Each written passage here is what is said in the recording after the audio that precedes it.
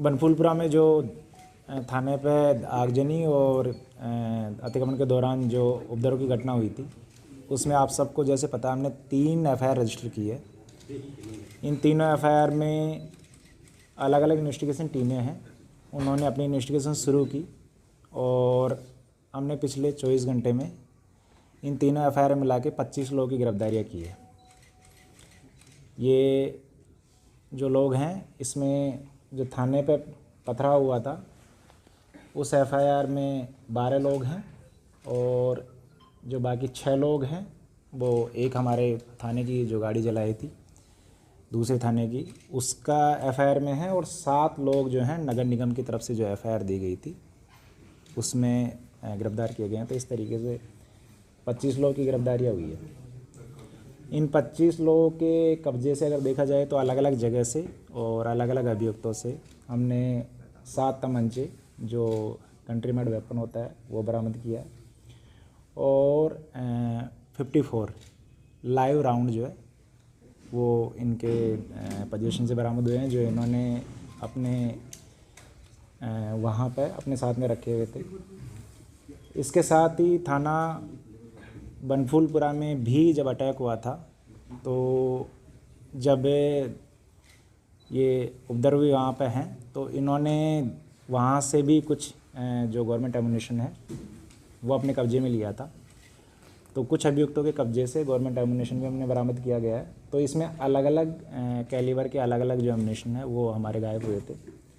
तो 7.62 के 67 और 9 mm के 32 लाइव राउंड भी इनके कब्जे से बरामद हुए हैं, जो पुलिस के थाने से ये लोग लेके गए थे। तो इस तरीके से पिछले 24 घंटे में हमारे द्वारा 25 लोगों की गिरफ्तारी हुई है और पहले 5 गिरफ्तारियाँ हो रही थी। इस प्रकरण में अब तक टोटल 30 गिरफ्तारियाँ हो चुकी हैं। कि इनकी गिरफ्तारियाँ अलग अलग जगह से की गई है, लेकिन ये गिरफ्तारियाँ जो भी है वो नैनीताल जनपद के सीमा क्षेत्र से हुई है। कुछ इन लोगों के नाम आप बता सकते हैं? कुछ मुख्य लोग भी हैं, इनमें पार्षद हो या नेतागण हो?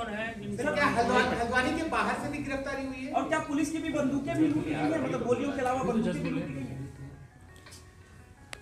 देखिए, जो ये जितने लोगों की गिरफ्तारियाँ हुई है और जो इनके कब्जे से बरामदगी जो है उसमें लाइव राउंड जो हमारा वाला है, बाकी हमारा कोई भी वेपन इनके कब्जे में नहीं है। एक वेपन हमारा जो है वो जब अतिक्रमण वाली घटना हुई थी और जब हमारे एक थाने की टीम को, थाने के व्हीकल को आग लगाया गया, तब वहाँ से गया है, तो उसकी बरामदगी और उसकी रिकवरी का हम प्रयास कर रहे हैं।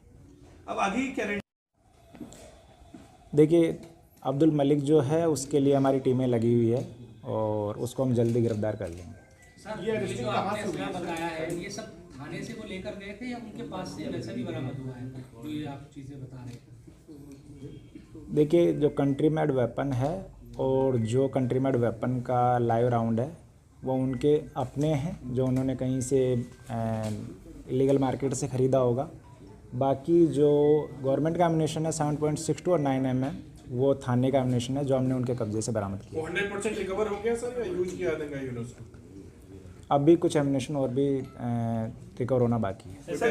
देखिए, इसमें हमने जब ये एफआईआर रजिस्टर हुई उसी के बाद में हमने जैसे ही शहर में और ज़िले में शांति बहाली हुई, उसके बाद में हमारी सारी टीमें जो हमने कॉन्स्टिट्यूट की वो अभियुक्तों की गिरफ्तारी में, और उसके साथ साथ में क्योंकि हम लोगों का एविडेंस कलेक्शन भी करना है, 3 बड़ी इन्वेस्टिगेशन चल रही है, तो उनका एविडेंस कलेक्शन में और एनालिसिस करने में भी चल रहा है। ज़्यादातर लोग जो हैं उनका अभी तक जो पता तस्दीक हुआ है और जो एविडेंस में चीज़ें आई वो यहीं के हैं। इनमें एक अभियुक्त नामजद अभियुक्त है जो ऑलरेडी थाने वाला जो आगजनी वाला प्रकरण था उसमें था। बाकी जो अभियुक्त हैं अलग अलग मामलों में वो सीसीटीवी और बाकी जो एविडेंस हमें मिले हैं उनके आधार पर ये जो लोग इसमें गिरफ्तारी में शामिल किए गए हैं। क्या स्थिति है? क्या देखिए, जिस क्षेत्र में घटना हुई है वहाँ पर मजिस्ट्रेट के आदेश पर और पुलिस के द्वारा एक सर्च ऑपरेशन किया जा रहा है। तो अब ये बाद में पता लगेगा कि वहाँ से कितने लोग गायब हो चुके हैं, चूँकि अभी कर्फ्यू एरिया है और वहाँ कर्फ्यू लगा हुआ है। तो कर्फ्यू लगने से पहले उपद्रव के दौरान जो अगर लोग गायब होंगे तो अलग बात है, अदरवाइज बाकी लोग यहीं पे हैं, उनका हम तलाशी कर रहे हैं। प्रकाश उमरा उसके सर में 3 गोलियां बताई जा रही हैं, उसकी डिटेल क्या है आपके पास? देखिए, एक जो मृतक है उसकी बॉडी इस सारे घटनाक्रम जो हुआ है उससे बहुत दूर 2-3 किलोमीटर दूर कहीं दूर मिली है, और उसके प्राइम दृष्टया जो देखने से लग रहा है उसमें जो वुंड है गन शॉट, उसको देखने से ऐसा लगता है कि वो किसी दूसरे वेपन से मारी गई है और ये पर्सनल एनिमिटी का मामला हो सकता है।